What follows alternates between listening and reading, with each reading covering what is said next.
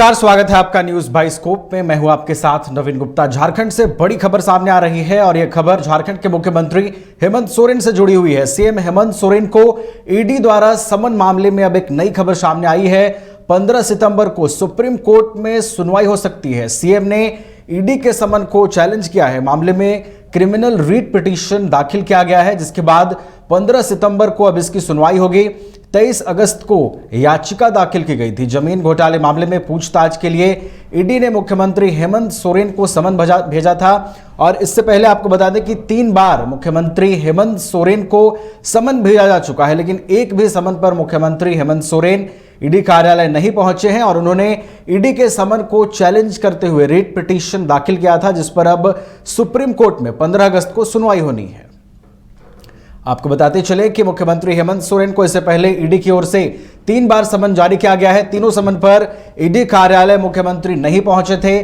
पहले 14 अगस्त, फिर 24 अगस्त और फिर 9 सितंबर को ईडी की ओर से मुख्यमंत्री हेमंत सोरेन को समन जारी किया गया था, लेकिन एक भी तारीख पर मुख्यमंत्री हेमंत सोरेन नहीं पहुंचे थे ईडी कार्यालय। और अब ईडी के समन को मुख्यमंत्री हेमंत सोरेन ने चैलेंज कर दिया है, जिस पर अब 15 सितंबर को सुनवाई होगी। तो आपको बता दें कि 15 सितंबर का दिन बेहद महत्वपूर्ण होने वाला है। ये जो बैटल है ईडी और मुख्यमंत्री हेमंत सोरेन के बीच, इसमें 15 सितंबर का जो दिन है बेहद महत्वपूर्ण होगा। सुप्रीम कोर्ट में 15 सितंबर को सुनवाई होगी। और अधिक जानकारी के लिए हम सीधे रुख करेंगे संवाददाता नीरज का, जो हमारे साथ जुड़े हुए हैं। नीरज, बड़ी खबर आज निकल करके आई। 15 सितंबर को सुप्रीम कोर्ट में ईडी द्वारा जो समन मिला है मुख्यमंत्री हेमंत सोरेन को, जिसके बाद उन्होंने ईडी के समन को चैलेंज किया है और अब 15 सितंबर का जो दिन है बेहद महत्वपूर्ण होने वाला है। इस सुनवाई में क्या कुछ हो सकता है नीरज, और ये जो बैटल है ईडी और हेमंत सोरेन का, वो आगे क्या रूप ले सकता है? देखिए, मुख्यमंत्री हेमंत सोरेन ने जो ईडी द्वारा समन जारी किया गया था, उसे लेकर उन्होंने सुप्रीम कोर्ट में चैलेंज किया था और सुप्रीम कोर्ट में एक रिट पिटीशन फाइल किया था, जिसकी टेंटेटिव डेट आ गई है और हो सकता है कि 15 सितंबर को सुनवाई हो। लेकिन ये अभी भी कंफर्म नहीं कह सकते हैं। जब 14 तारीख को एक कॉज लिस्ट आता है सुप्रीम कोर्ट का, उस दिन ही पता चल पाएगा कि मुख्यमंत्री हेमंत सोरेन की सुनवाई 15 सितंबर को होगी या नहीं होगी। लेकिन एक संभावित जो है डेट मिल गई है हमें, जिसमें ये कह सकते हैं कि हो सकता है कि मुख्यमंत्री हेमंत सोरेन ने जो चैलेंज किया है ईडी के समन को, उसको लेकर कुछ अपडेट आ सकता है। क्योंकि मुख्यमंत्री हेमंत सोरेन को जो जमीन घोटाला मामला है, उसमें पूछताछ के लिए ईडी ने 3 बार समन किया था और तीनों समन पर ही मुख्यमंत्री नहीं हाजिर हुए थे। पहली बार जब उन्हें समन किया गया था 9 सितंबर को, उसके बाद माफ कीजिए 14 सितंबर को, उसके बाद 24 अगस्त को, उससे पहले 14 अगस्त, 24 अगस्त और 9 सितंबर को। लेकिन मुख्यमंत्री हेमंत सोरेन जो है तीनों समन पर नहीं पेश हुए थे। 9 सितंबर को वो रात्रि भोज में न्यू दिल्ली चले गए थे, G20 को लेकर जो आयोजित की गई थी। और साथ ही साथ ये भी आरोप लगा था और मुख्यमंत्री हेमंत सोरेन ने ये कहा था कि राजनीतिक से प्रेरित है और वो ईडी के समन पर नहीं जाएंगे। ईडी ने जो अपना समन जारी किया है, वो समन वापस ले ले, नहीं तो वो कानूनी रुख इख्तियार करेंगे। उसके बाद ईडी की ओर से जवाब दिया गया कि जो समन जारी किया गया है उन्हें, वो राजनीति से प्रेरित नहीं है। जो इनपुट्स मिले हैं जमीन घोटाले मामले में, उसी इनपुट्स के आधार पर उन्हें समन जारी करते हुए पूछताछ के लिए बुलाया गया है। लेकिन मुख्यमंत्री हेमंत सोरेन दूसरी बार जब ईडी की ओर से समन जारी किया गया, उसके बाद मुख्यमंत्री हेमंत सोरेन सुप्रीम कोर्ट की ओर रुख गए और 23 अगस्त को एक रिट पिटीशन फाइल किया सुप्रीम कोर्ट में। और उसके बाद इसकी जानकारी भी उन्होंने सीएमओ के माध्यम से दी। सीएमओ के एक कर्मी थे सूरज कुमार, उन्होंने एक एनवेलप ईडी के अधिकारियों को सौंपा था और इस बात की उसमें जानकारी थी कि मुख्यमंत्री हेमंत सोरेन सुप्रीम कोर्ट की ओर रुख कर चुके हैं। ऐसे में देखने वाली बात होगी कि आने वाले समय में क्या कुछ होता है। अगर सुनवाई होती है तो सुनवाई में क्या कुछ होता है, सुप्रीम कोर्ट की ओर से क्या कुछ कहा जाता है, या फिर मुख्यमंत्री हेमंत सोरेन की ओर से जो अधिवक्ता रहेंगे वो क्या कुछ कहेंगे और ईडी की ओर से जो अधिवक्ता है वो क्या कुछ अपनी ओर से डिटेल्स है जिसपे देंगे, जिसपे मुख्यमंत्री हेमंत सोरेन ने चैलेंज किया है। नीरज, हम ये जानना चाहेंगे कि 3 समन मुख्यमंत्री को मिले हैं और तीनों समन पर मुख्यमंत्री ईडी कार्यालय नहीं पहुंचे हैं और इसके बदले उन्होंने सुप्रीम कोर्ट का रुख किया है और उन्होंने ईडी से अपना जो समन है वो वापस लेने की अपील भी कर दी है। नीरज, ये हम समझना चाहेंगे कि आखिर हेमंत सोरेन इतने कॉन्फिडेंट क्यों लग रहे हैं? अगर हम इसके पीछे की वजह तलाशें तो क्या कुछ हो सकती है वजह?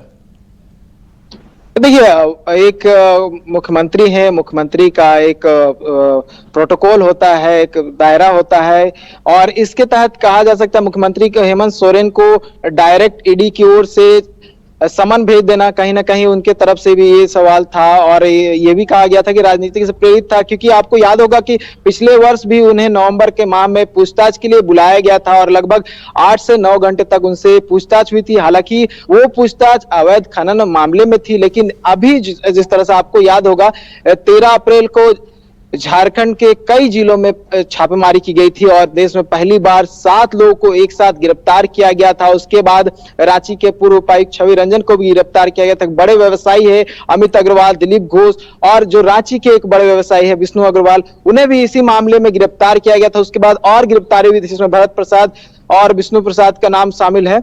तो कह सकते हैं इसमें एक बहुत सारा जो है इनपुट्स मिला है ईडी को और ईडी ने इसी इनपुट्स के आधार पे मुख्यमंत्री हेमंत सोरेन को समन भेजा था। और साथ ही साथ आपको बता दूं, जब ये पूरी कार्रवाई चल रही थी, पूछताछ चल रही थी, इस दौरान रांची के रजिस्ट्री कार्यालय में भी ईडी की ओर से छापेमारी की गई थी और इस दौरान कई डॉक्यूमेंट्स मिले थे और इसमें यह भी कहा गया था कई नेता मंत्री के भी उसमें जमीन है और जमीन के जो कागजात है वो मिले हैं। और उस समय ये अंदेशा लगाया जा रहा था कि कई जो मंत्री या नेता हैं उनके जो जमीन है राजधानी में वो खरीदे गए हैं, लेकिन ये अभी तक स्पष्ट नहीं हो पाया था किसके नाम से है, क्या है, और वो अभी तक स्पष्ट नहीं हुआ। हालांकि सूत्रों के हवाले से उस समय हमें खबर मिली थी। तो कह सकते हैं कि जो इनपुट्स मिले थे ईडी को, उसी इनपुट्स के आधार पर ईडी ने समन किया है। अब ईडी की ओर से जो है स्पष्ट कहा जा सकता है क्या कुछ होगा, क्योंकि ईडी की ओर से जो प्रेस रिलीज है वो पूरा कह सकते हैं मामला खत्म होने के बाद चार्जशीट से पहले एक प्रेस रिलीज जारी किया था, जो अभी तक प्रेस रिलीज जारी नहीं किया गया है। और ये जो विस्तृत प्रेस रिलीज का हमें इंतजार करना होगा, उससे पता चल पाएगा कि पूरा मामला क्या था और ईडी को क्या कुछ इनपुट्स मिले थे और क्या कुछ डॉक्यूमेंट्स अभी तक बरामद किए गए हैं। नीरज, लेकिन जिस तरीके से ईडी ने जमीन घोटाले मामले में लगातार कार्रवाई की है, झारखंड में कई लोगों पर कार्रवाई हुई है और ये जो जांच का दायरा है लगातार बढ़ता जा रहा है, तो नीरज क्या लगता है कि ये जो अब आगे बैटल बढ़ेगा, हो सकता है 15 सितंबर को इसमें सुनवाई हो, तो क्या संभावना नजर आती है ईडी इसमें कहां तक आने वाले दिनों में सफल हो सकती है? देखिए, इस पे होगा इनपुट्स किस ओर से दिया जाता है। जैसे कि मुख्यमंत्री हेमंत सोरेन ने चैलेंज किया है, तो मुख्यमंत्री हेमंत सोरेन के पास कुछ आधार होगा, उसी आधार पर उन्होंने जो ईडी का समन है उसको चैलेंज किया। ये पहला ऐसा अवसर नहीं है, इससे पहले भी बहुत सारे ऐसे कह सकते हैं राज्य हैं जहां पर ईडी के समन को चैलेंज किया गया सुप्रीम कोर्ट में। तो कह सकते हैं मुख्यमंत्री हेमंत सोरेन ने उस चीज का आधार बनाया होगा और इसी को लेकर वो सुप्रीम कोर्ट मूव किए होंगे। लेकिन ये जरूर होगा, अगर ईडी के पास कोई सब्सटेंशियल एविडेंस जिसको हम लोग बोलते हैं, कोई ठोस सबूत होगा जिसके आधार पर उन्होंने समन भेजा है, तो वो सुप्रीम कोर्ट में अपने अधिवक्ता के माध्यम से ईडी के अधिकारी हो वो पेश करने की कोशिश करेंगे और अपना जो डिसीजन है समन का कहीं ना कहीं सुप्रीम कोर्ट में सही साबित करने की कोशिश होगी। जी धन्यवाद नीरज, हमारे साथ जुड़ने के लिए और इन तमाम जानकारियों के लिए। तो झारखंड से जुड़ी एक बड़ी खबर, ईडी द्वारा हेमंत सोरेन को समन भेजे जाने मामले में 15 सितंबर को सुप्रीम कोर्ट में सुनवाई होने की संभावना है। आपको बता दें कि ईडी के समन को मुख्यमंत्री हेमंत सोरेन ने चैलेंज किया था, जिसके बाद अब 15 सितंबर को सुप्रीम कोर्ट में उस रिटिशन याचिका दाखिल की गई थी उस पर सुनवाई होने की संभावना है।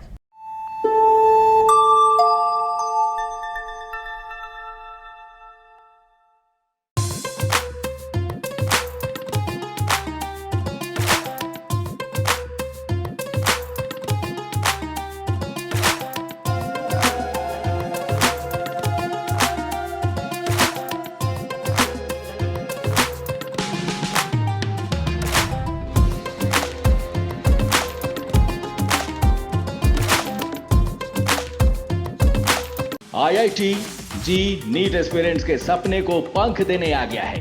Complete solution institute. यहाँ है smart classroom, 1-to-1 doubt clearing session, ask the expert, video solution और भी बहुत कुछ। मतलब हम करेंगे आपको गाइड, बनेंगे आपके mentor. Foundation classes from class 6 onwards for your bright future. Visit complete solution institute.